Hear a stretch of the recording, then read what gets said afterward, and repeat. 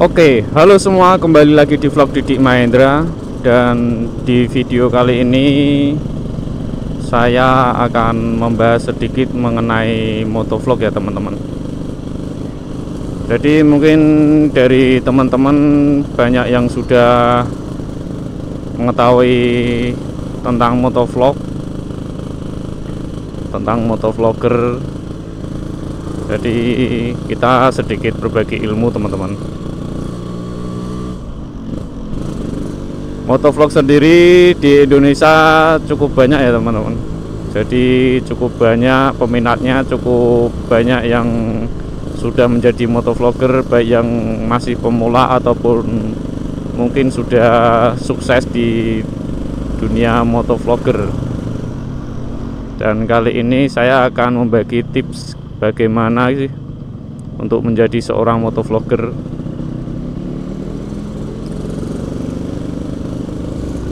Apalagi buat kalian mungkin dari teman-teman yang masih pemula, belum pernah mengetahui tip-tip untuk menjadi seorang motovlogger.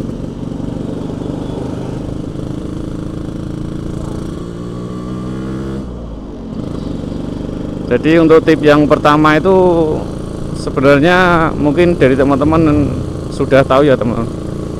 Untuk menjadi seorang motovlogger itu pertama itu harus punya satu kamera. Jadi tip yang pertama itu memilih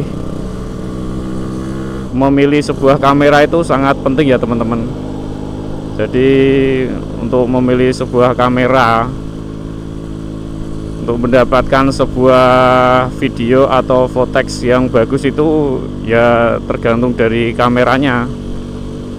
Kalau kameranya baik dengan resolusi yang baik, ya untuk hasil videonya mungkin ya juga baik teman-teman. Tapi kalau kameranya abal-abal atau kamera yang murah 4K nya itu 4K-an, nah itu biasanya hasil kameranya itu enggak jernih atau bagaimana teman-teman.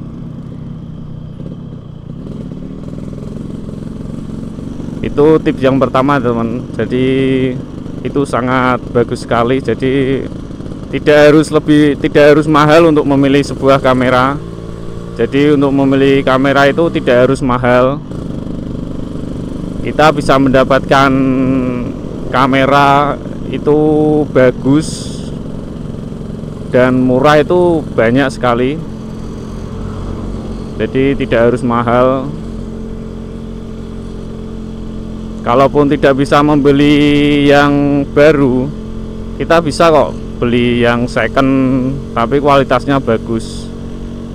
Daripada kita beli yang baru tapi kualitasnya jelek, itu lebih baik. Kalau menurut saya teman-teman, itu lebih baik yang second tapi kualitasnya bagus. Itu yang pertama. Terus yang kedua, untuk tip yang kedua ini kita sebenarnya ya ini kita sambil belajar pengetahuan lah. Kita kalau untuk yang tip kedua ini video. Nah, jadi untuk editing video kalian menggunakan software apa itu juga sangat penting. Jadi teknik untuk mengedit video itu juga sangat penting untuk menjadi seorang motovlogger. Jadi kalau kita editannya itu bagus, itu teman-teman yang mungkin viewernya itu juga enak untuk menyimak, untuk melihat itu juga enak. Kemudian untuk yang ketiga, setelah kita proses editing, yang ketiga itu kita menjelaskan. Jadi kita menjelaskan apa sih yang kita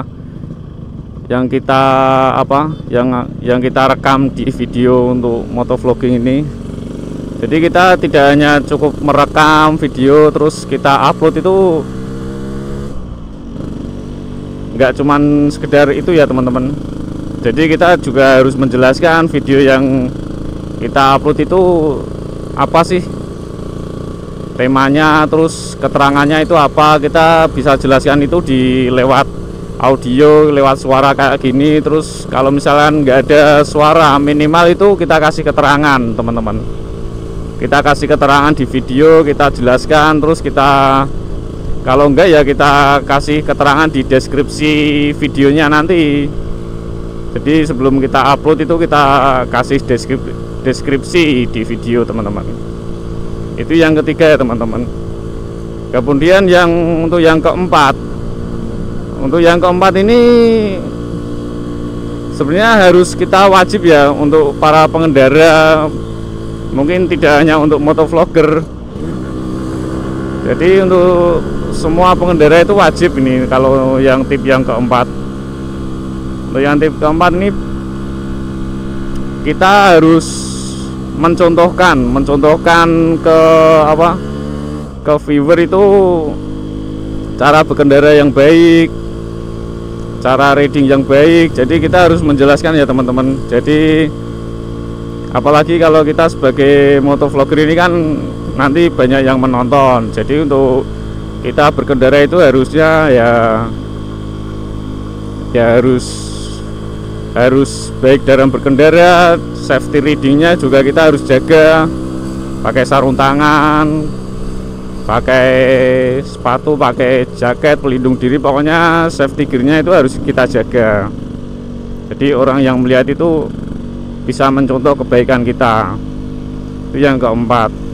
Kemudian untuk yang kelima, nah untuk yang kelima ini bagi motovlogger pemula, biasanya kan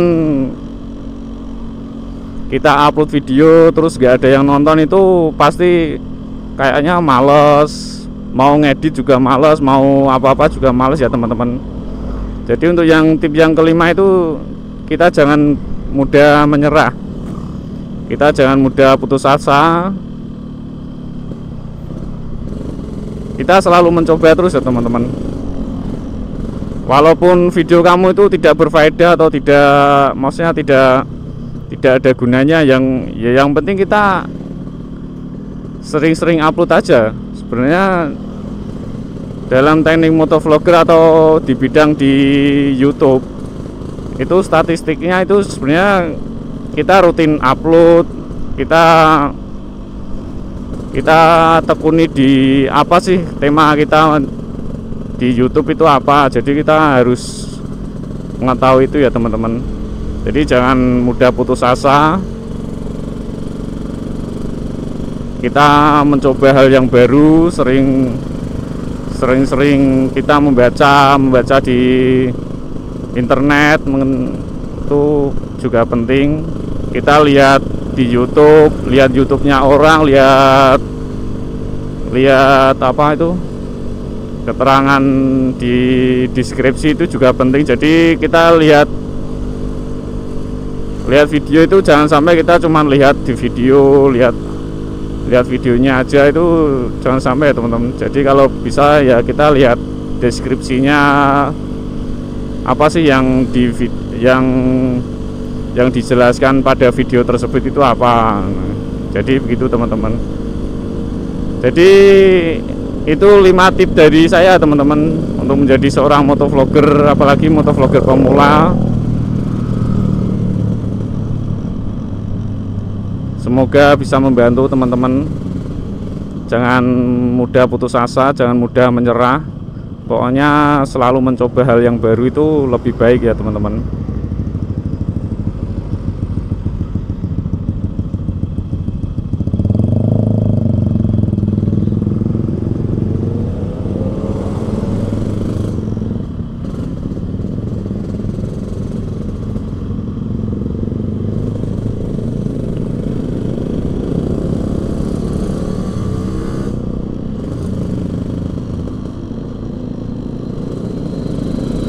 Baik teman-teman, jadi cuman itu aja tips dari saya untuk menjadi seorang motovlogger, untuk menjadi seorang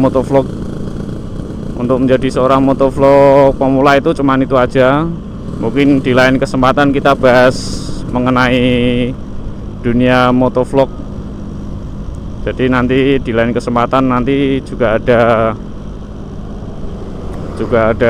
apa itu, kita bahas mengenai dunia permotovlogan ya teman-teman. Jadi cuman itu, semoga bermanfaat buat teman-teman, buat kalian yang melihat video ini. Terima kasih, jangan mudah putus asa, dan sampai jumpa